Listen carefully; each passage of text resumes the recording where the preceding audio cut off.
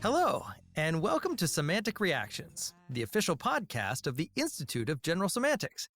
My name is Ben Haug, and I'm pleased to be able to introduce the third episode in our ongoing series. For our November podcast, IGS President Lance Strate serves as our roving reporter while attending the annual meeting of the National Communication Association in New Orleans. The Institute of General Semantics is now an affiliate organization of the NCA and held its first IGS-sponsored program session on November 18th. Lance Strate took the opportunity to interview two communication scholars attending the conference, Susan Jasko of the University of Alabama and Stephanie Bennett of Palm Beach Atlantic University. We begin with the Susan Jasko interview, which features a discussion of the topic that is always on everybody's mind, the weather. This is Lance Strate. I'm in New Orleans for the National Communication Association's annual meeting. The cause of the alarm has been investigated and the issue has been resolved. All hotel operations will resume shortly. And I'm here with Susan Jasko of the University of Alabama. Susan, can you tell us a bit about what you do at your university? Hi, Lance. Thanks. I work for a unit at the university called the Center for Advanced Public Safety. And while mostly it is a kind of software and data management shop, what I do instead is to take my communication skills, background, training, and ability, apply it in different contexts, but mostly in contexts that relate to public safety, so that I'm working on, for example, weather-related and hazard and risk communication issues, as well as training with the local police force in something called crisis intervention training. Well, that's great. And it makes me think of how with general semantics, we're always trying to think of ways in which we can take science and scientific method and apply it to everyday communication. And here, on the other hand, you're concerned with science and how to communicate, how people involved in science and engineering and technology and public health, and how they can communicate more generally and more widely to the public. Yeah, that's a good description, actually. So I do work with engineers, I work with atmospheric scientists, work with computer scientists, and helping them to appreciate how language as a tool can be very useful, but can also be very dysfunctional in particular ways. Difficult often for people inside of a technical area to remember what it was like trying to first access the ideas and the understandings that they now have through a pathway that isn't typical for most people. I think that does relate in a way to the evolution of general semantics as well, because Korzybski originally believed that scientists and engineers, technicians communicate so well in their specialties that they could use the same method to communicate more broadly about anything, and then eventually found that they're just as clueless as everybody else when it comes to everyday communication, and so that everyone needed to learn how to this sort of applied scientific method. But I'm wondering, in terms of your own work, what are some of the problems that have come up with the way that these folks, trained in science and engineering, communicate to the public? Well, I'll start with a really sort of basic level and ongoing example. I've been involved in work with the National Weather Service and NOAA for 10 or 12 years now, and along all that time, there has been controversy over continuing the use of the terms watch and warning. So only the National Weather Service is allowed to officially declare these things, for example, a tornado watch and a tornado warning. They are baffled why it is the public has trouble remembering which is worse, right? And warning, it means it's imminent, and watch means the circumstances, the conditions are right for the possibility of something to happen. But when you talk to sort of folks on the street about this, what they will tell you is half of them will say, well, I think watch sounds more urgent because it's like, watch out, like the ball's coming at your head, and a warning's like, I'm warning you, don't do that again, kind of a thing. And so there is no one single way of interpreting and understanding those words, and of course applying them in particular circumstances. But from inside of the business, people find it to be perfectly transparent, and they are not sure what to do in the face of the fact that they repeatedly run into a situation where people were saying, well, I heard there was a warning, but I didn't think that meant it was happening right now.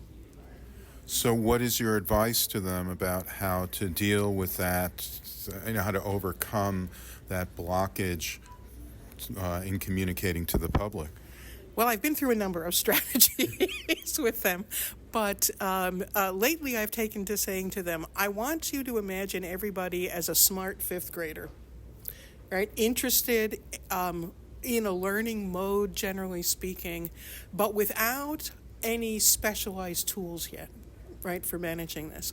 And so if you were looking at a fifth grader and needed to explain what it is you wanted them to do or to know, you would remember to keep your language concise. You would remember to keep it in the everyday usage realm. You would remember to do things like provide an illustration or a quick example of what you meant, or clarify against what you don't mean in explaining to people. And you would expect to have to repeat yourself over time in order for them to understand. What about the alerts that are issued by the government, weather alerts? I remember you mentioning that there were some issues with those as well. Yeah, and all the ones I'm talking about are the formal issued sorts of things. This isn't quite the same thing. It's more at the technology end, but when I first got involved in this, the big thing was that everything was issued in all caps. And there was a huge amount of controversy. I sat on a number of panels at their conferences talking about this sort of thing, trying to explain that the contemporary media environment in which we were living and live now, all caps had come to take on a particular sense of usage and meaning, and that was not what they were trying to do. They were not trying to shout at people. They did want people's attention, right? But they were not trying to constantly shout their message.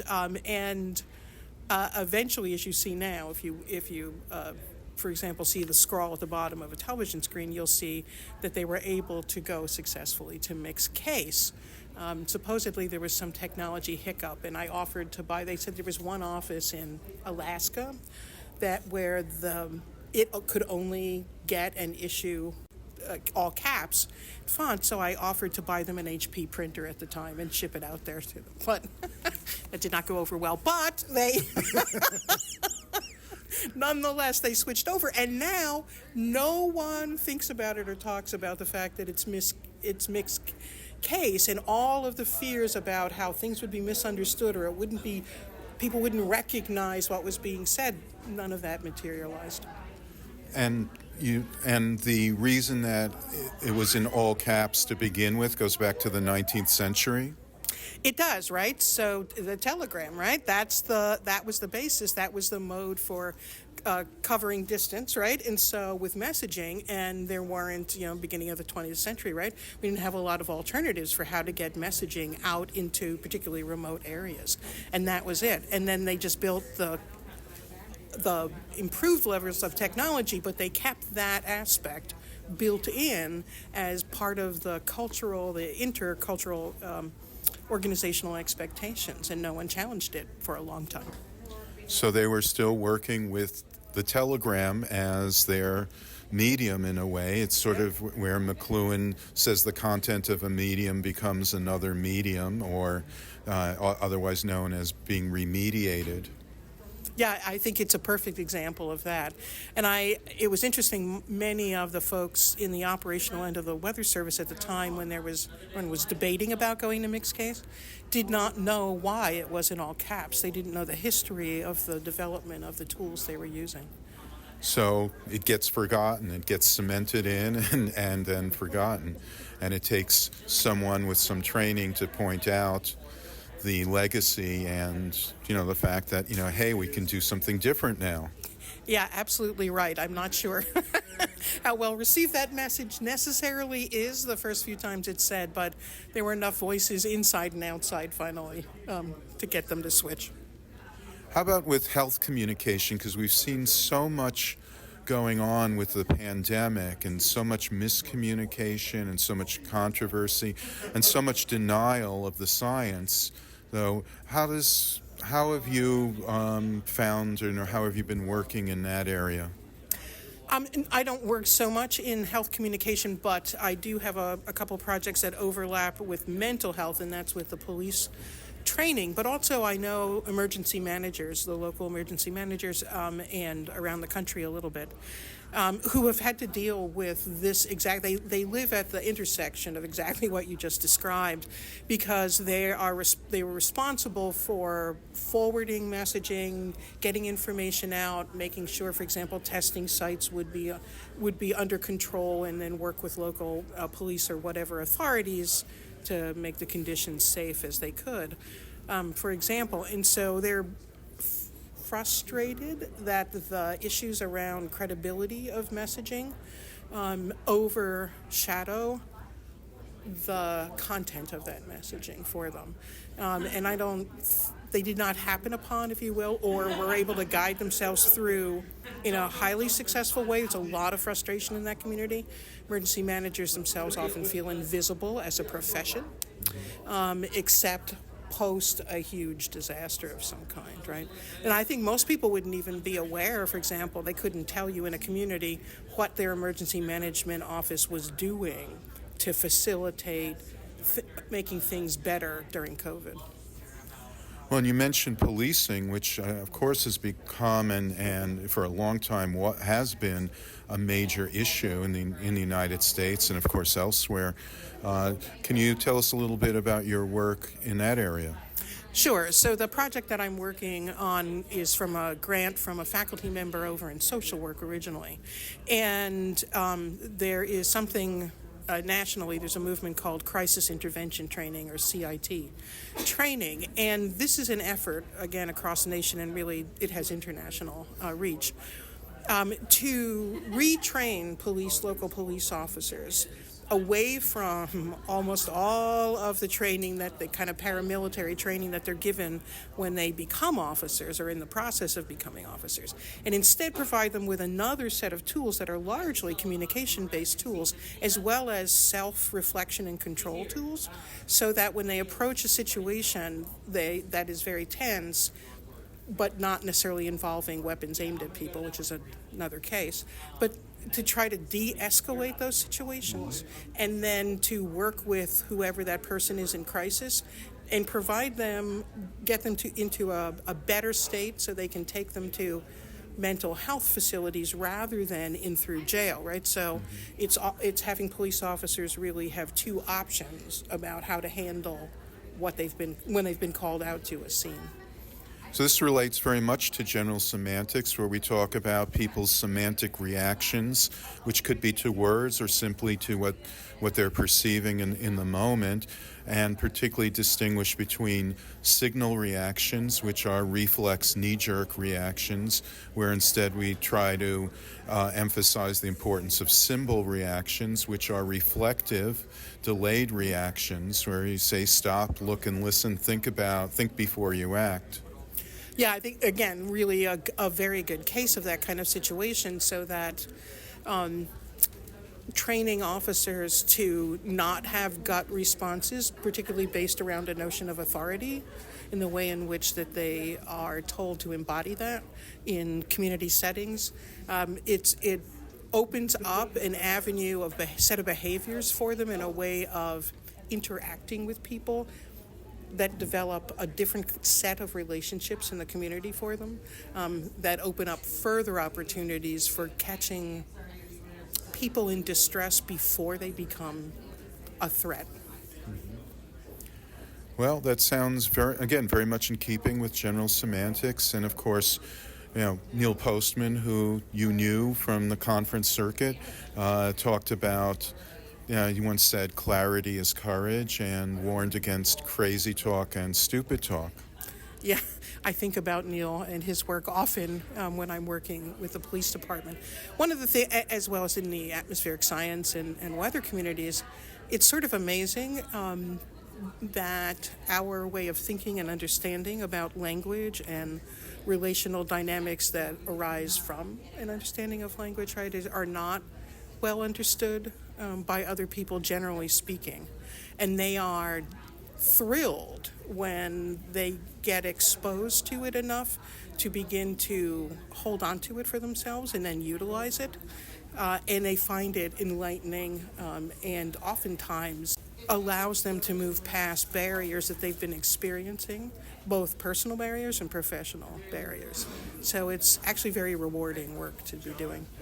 And I'm wondering, what are your thoughts about general semantics, since you do have some familiarity with the area? So I feel like, to tie it to the last comment I made, right, I feel as though it's become unfashionable in a lot of academic settings, and the consequence of that are felt in people's everyday lives and in professional settings. And a way of examining and understanding language and human interaction is sorely lacking all around us in so many ways. And in fact, I feel like a lot of professionalism in different professions actually precludes the likelihood that anybody would come to these understandings except through some kind of intervention, some kind of education or training or workshop or other opportunity. And I think that that's a shame. I know when I was still teaching at my former place, and I taught a course called Language and Communication, and I used general semantics writings in that course as foundational. I took a lot of criticism from my colleagues, my then colleagues, who told me that this was like old stuff, and it was also, what did one of my colleagues call it? He said it was depressing.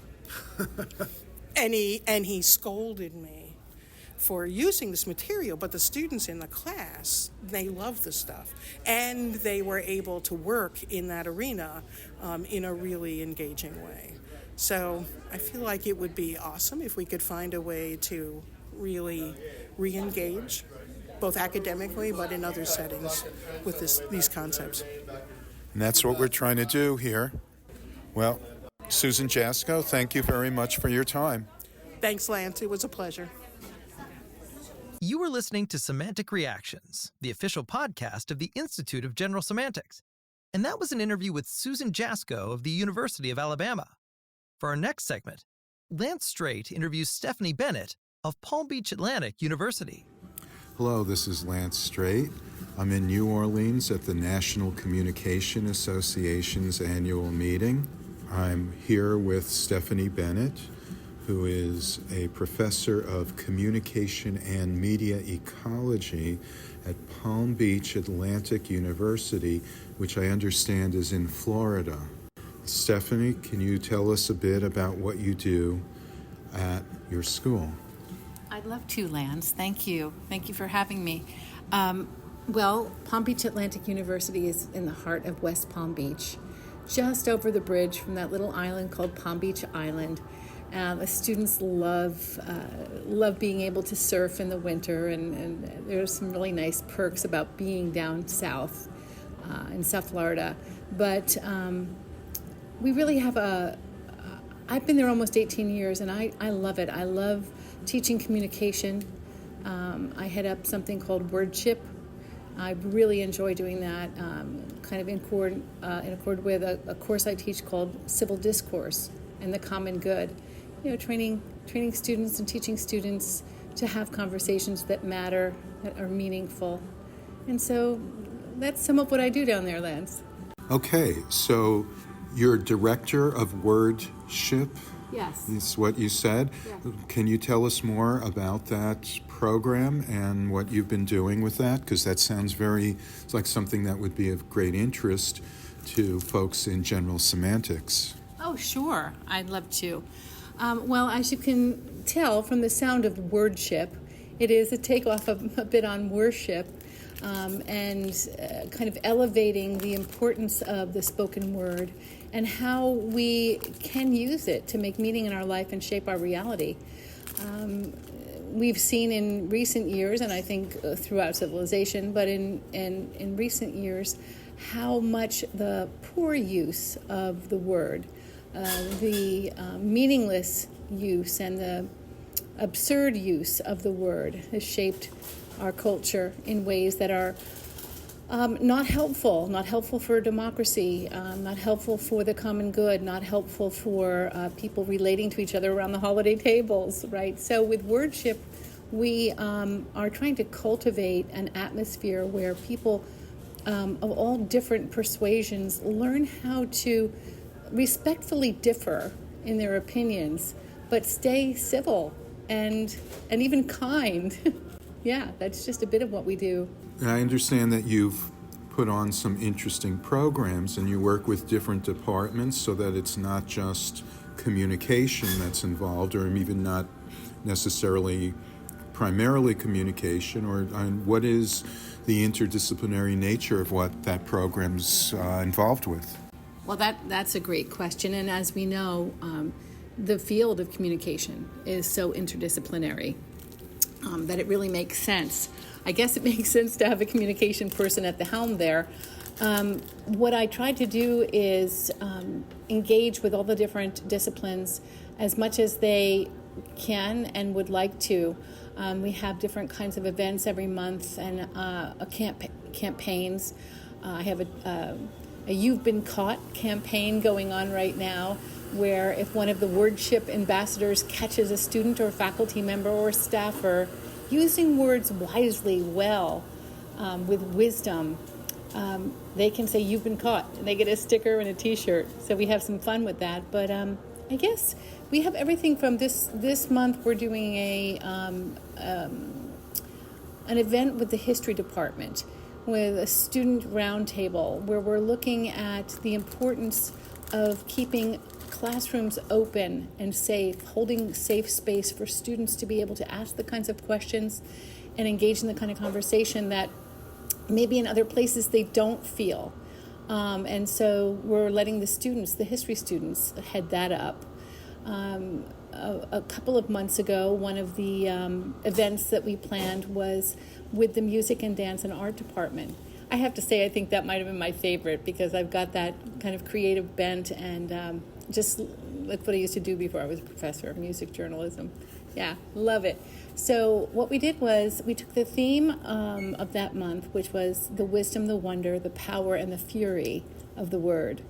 And I just let the dance department run with it, and the music department run with it, and the art department run with it, and kind of set up an event where they could interpret it with their artifacts, with their dance, with their ceramics, with their visual art, with their music, and then had all the students and faculty and staff who came engage on that subject, and kind of moderated, we'll do 10 minutes of the interpretation here, and then the students go back and talk about it. And it was rowdy and wonderful.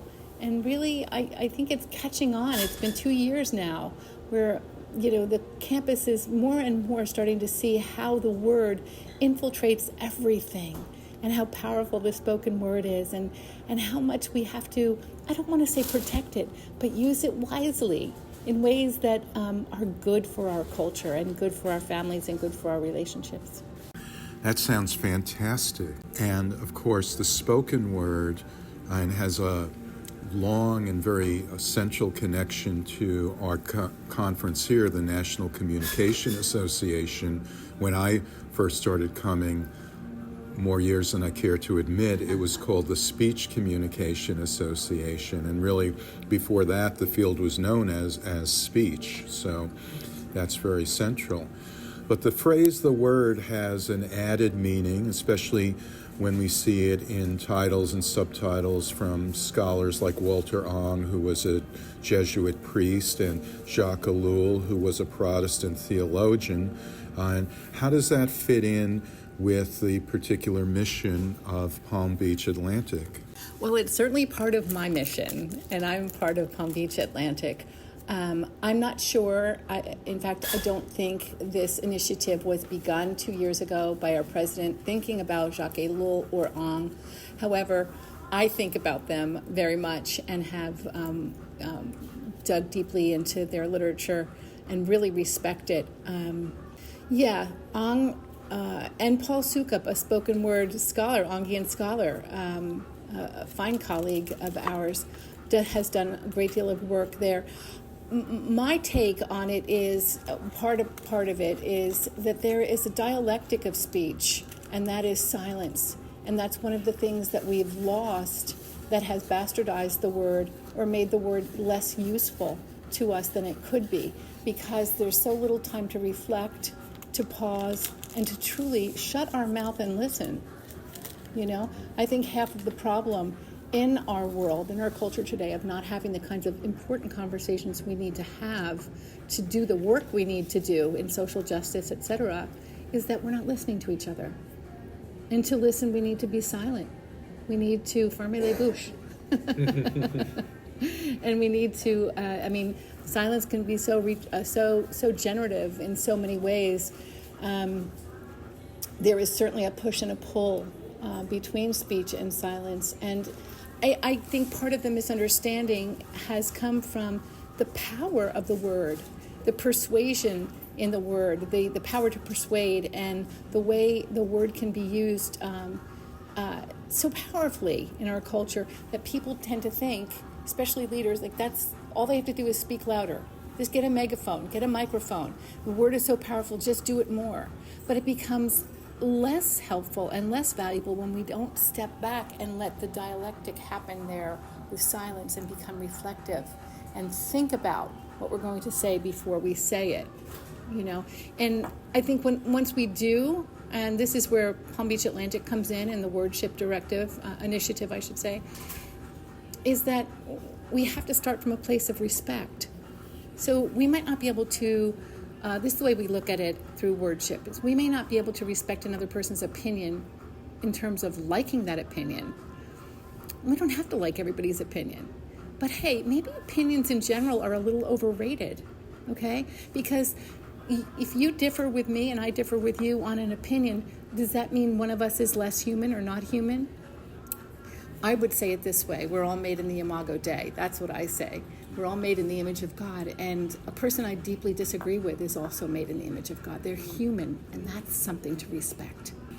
Well, it's great that you bring up silence, because certainly in general semantics, there's a lot of emphasis, at least from folks going back to Korzybski, about getting back to the sort of silent level, and what they would refer to, and they use the term nonverbal in a way that's different from the typical way it's used in communication. Right. So to refer to pure perception, that is, going past the point where we're putting words on everything to just perceiving things without being filtered or labeled or filtered through the word. So silence becomes very important in just trying to get a better handle on our environment and on our reality. Exactly. And in my recent book, I have 8 chapters on the different kinds of silence. So each chapter is about a different kind of silence. And I think one of the things she just reminded me of is it's really, there's an ontological silence, right? There is a silence of our being that when we lose touch with that, it seems like the world and everything in it, all the sounds become a cacophony, just become noise. And really detracts from our being able to focus and have meaningful conversations, to really even think through things, And if we can kind of, and I'm not trying to be especially like esoteric there, but I mean, if we can get in touch with kind of more of the ground of our being, understanding being itself, brought into a place, I believe, more of wonder and of awe, that we are part of this majestic world, this world that is just exquisite. And in many ways, we have damaged and we've ruined, but we've also, there's splendor in it as well. And so I think as we learn to lay hold of and not be afraid of silence, Lance, because I think silence is definitely awkward. And for, let's say, perhaps an introvert or someone who doesn't really like public speaking, they might say, yeah, silence, that's right. Well, it's not it's not all or nothing, just as though it's not all speech all the time. It's not all silence all the time. So there's time to speak and stand up and be bold, but there's a time to be silent. I think Ecclesiastes 3:8 says that.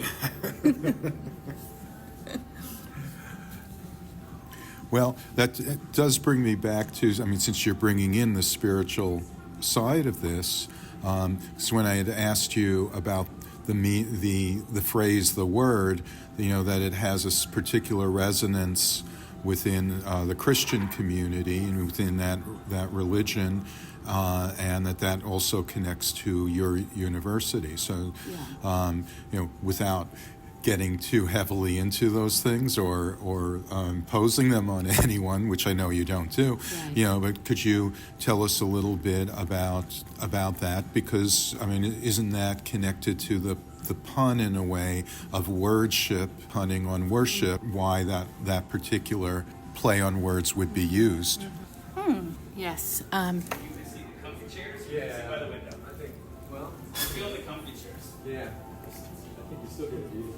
Yeah, PBA is definitely, they call it Christ First University, incorporating and intentionally integrating the Christian message, the message of the Word, being synonymous with the Word of God, the Bible.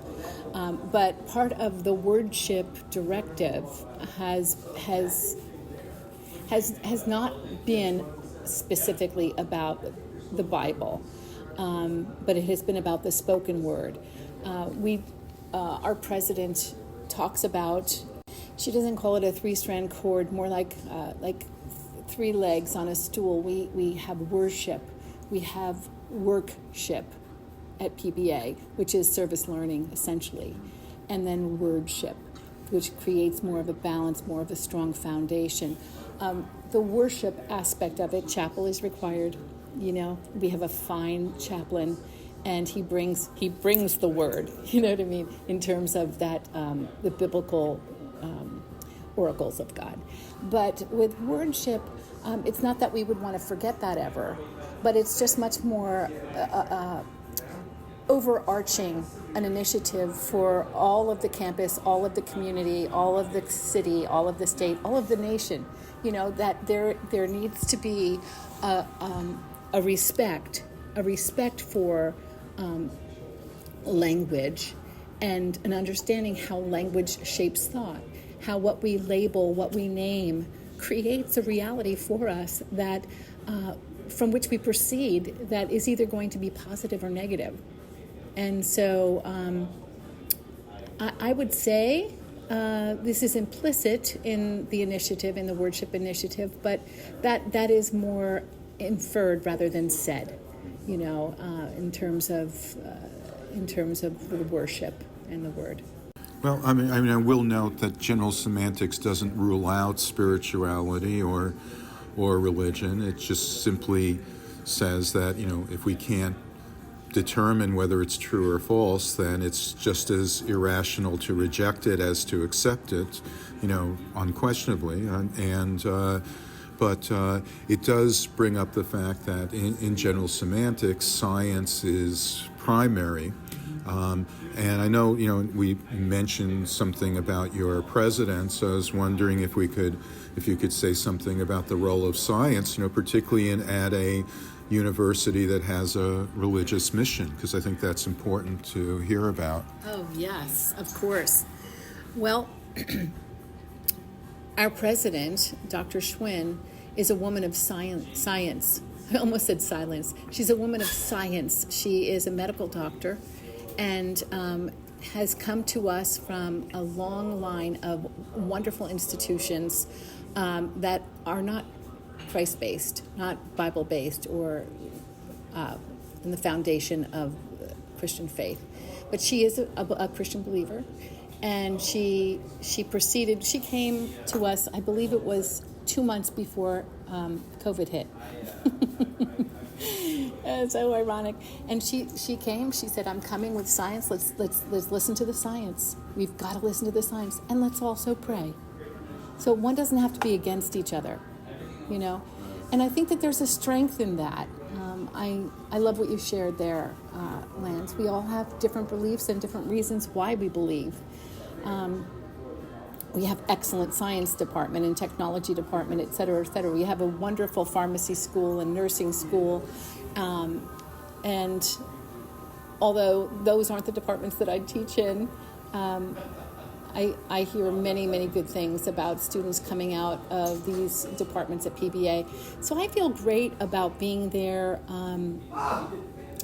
not ignoring the faith part of my life. Not ignoring the faith part of my life, and certainly not ignoring the science part of my life.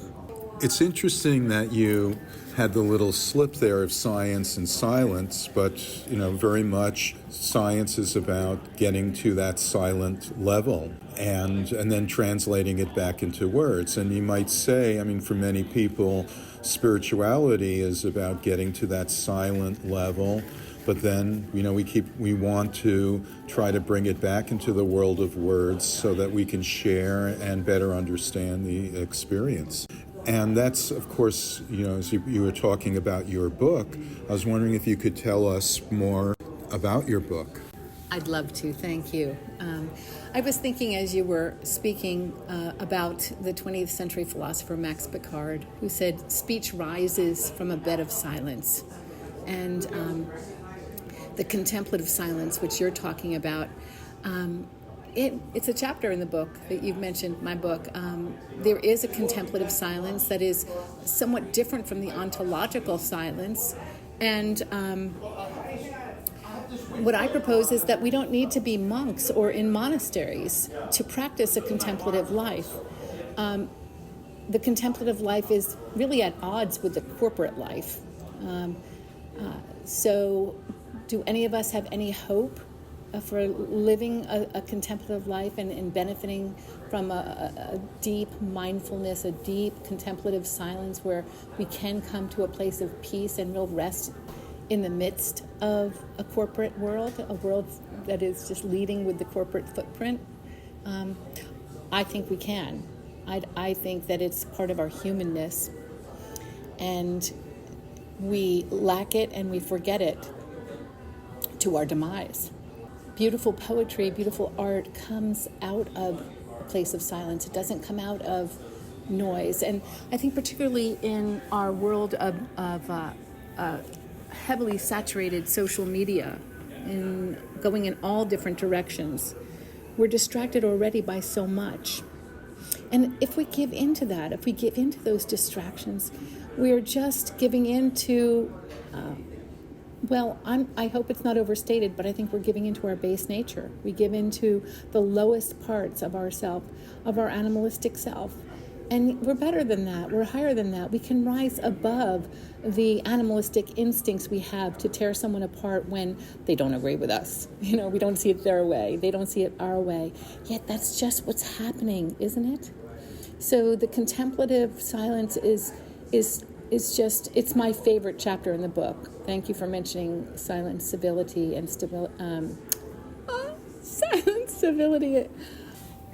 civility, and sanity. Hope for Humanity in a Digital Age. Published by Lexington Press, and forward by Clifford Christians. It's a book that really tries to look at all the different types of silence, attentive silence, to help us in whatever we're doing with work and relationships, and then relational silence, of course. There's also a toxic silence. My final chapter is an unhealthy silence. When we need to say something needs to be said, and we don't, that can become toxic.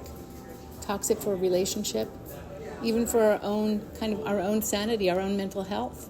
When we constantly repress what needs to be said, and we don't stand up for what is right. We don't speak for the oppressed. We don't speak up for those who are marginalized. That can become really toxic, not just to ourselves, but to our society. Oh, yeah. Right? So that's just a little bit about my book. People can find it on Amazon.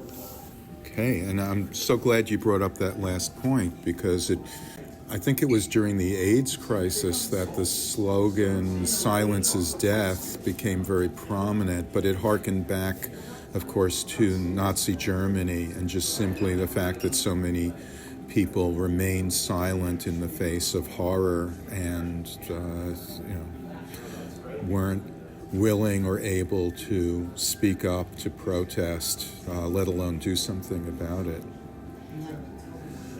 I understand, I know from previous conversations, that one person that has influenced you particularly was Neil Postman. I wonder if you would like to tell us a little bit about the effect that his work has had on your own career. Thank you for giving me this opportunity. I never had the opportunity to meet Neil. And I think I met you, Lance, about 6 months after Neil died. And I became involved with the Media Ecology Association because of Neil, and also because of you carrying on the work. So it's been very important. It's been very significant in my intellectual development, in my academic work. One of the first books I read by Neil Postman was a book. I don't know if it's obscure, but it's not one of my favorite, and it's not one of his top books. It's Crazy Talk, Stupid Talk. The title struck me so much so many years ago that I never forgot it, and I think that's why I had the boldness to put the word sanity, tongue-in-cheek, in my title. Silence, right, civility, and sanity. But his work, from building a bridge to the 18th century, which we use as one of the primary texts in my digital culture class, to technopoly, to, of course, amusing ourselves to death, the end of education, the disappearance of childhood. I mean, so many of his books, every book that I've read by him has been formative for me. And I use them, three or four of them in my classes all these years, because I think he has a message and a way of speaking the message, a way of sharing the message that really helps people understand. Right now, my students are trying to match one of his 10 principles, right, with what's going on right now, with the latest technologies, latest media that are showing up in the marketplace. And they're getting it. They're saying, media is not additive; it's ecological. I love hearing it. I love hearing it from these undergrad students. He was a brilliant man, but from what I know from his friends and colleagues and students, and from his work, I can tell he was a very human man, a human, a true human, someone who really was accessible and did not see himself as above, but really he gave the world much. He gave us much. Well, it's great that you mentioned Crazy Talk, Stupid Talk, because the study of language, of symbols, of discourse, and general semantics really informed all of his work, but that's the one that is perhaps like his main general semantics-oriented book. And actually, I'd like to ask you what your thoughts are about general semantics. Yeah, well, anytime I've been to a general semantics meeting, I've really enjoyed it. It's really an area of scholarship and thinking that I'd like to delve into more deeply. But the use of symbols, as we know, the Burkean idea of the symbol-using animal, the humans that are symbol-using, symbol-abusing, symbol-misusing animals, is part, I think, part of the whole symbolic thrust of general semantics. The fact that we know how to represent reality, something we see, something we perceive, with squiggles and lines that we give meaning to. We call an A or a B or a C, right? And we were able to abstract that way. That's a beautiful thing. That's an amazing thing. Can a dolphin do that, or can an ant do that? I guess what I'm saying is we have a special place, I believe, as human beings, something to bring to this earth, to bring to this planet. And it does involve symbols. It involves being able to get to that higher level of thinking and abstraction and representation. Well, that's certainly the case, and that's why Korzybski defined human beings as time-binding. That we ultimately realize that it's language and symbols, and through that, ability that we're able to make progress and not just start from scratch with every generation, but that it also, like with all, and part of Postman's main thrust is that for every benefit there's going to be a cost. There's always something that's lost with the gains, and so we have to be mindful of what we lose in the process of abstracting and get back to that silent level all the time. Or else we just get lost in our abstractions. Yes, we certainly do. I was thinking a little bit along a different subject about how I first, to come back to your question about Postman, I was studying at Monmouth University with Dr. Eleanor Novick in the master's program there in Communication and Media Studies. And I was working on my master's thesis and deep into the literature, and I came across a little footnote and went down and it said Neil Postman and his Amusing Ourselves to Death, and it went on and on. And I felt like I just wanted to keel over right there. Who is this Neil Postman? I have to find him. Where can I get his work?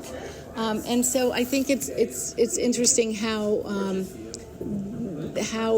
relationships develop and our thinking develops, as you were saying, from the tiniest footnote, the tiniest word or phrase. Well, Stephanie Bennett, this has been a great conversation, and it's great to be here at the National Communication Association's annual meeting in New Orleans with you. And thank you very much for spending some time with us. Thank you, Lance. It's really been my pleasure. Thank you. Have a great day. That was Stephanie Bennett, interviewed by Lance Strate for our Semantic Reactions podcast. If you like what you've heard, or even if you haven't, please consider becoming a member of the Institute of General Semantics, if you're not one already. In addition to supporting our efforts, IGS members receive an annual subscription to our journal, etc., a review of general semantics, access to our online and in-person events, lectures, and seminars, and discounts on the books and audiovisual materials that we sell. Regular membership is only $50 and half off for students. Your membership and any additional donations you care to make will help to support our offerings and activities as we work to bring a measure of sanity to the world. The Institute of General Semantics is a 501c3 nonprofit organization dedicated to research and education on a wide range of topics. They include language and symbols, meaning and perception, communication and representation, media and technology, science and epistemology, creativity, and critical thinking. We are dedicated to making the world a better place through practical strategies for improving our semantic environment, individually and collectively. For more information about the Institute and our activities, and to become a member and supporter of our work, please visit our website at generalsemantics.org. That's generalsemantics, one word, .org. And this brings to a close our third episode of Semantic Reactions, the official podcast of the Institute of General Semantics. This is Ben Houck, signing off, saying, we hope you'll join us next time. And until then, just remember this simple fact, that the map is not the territory.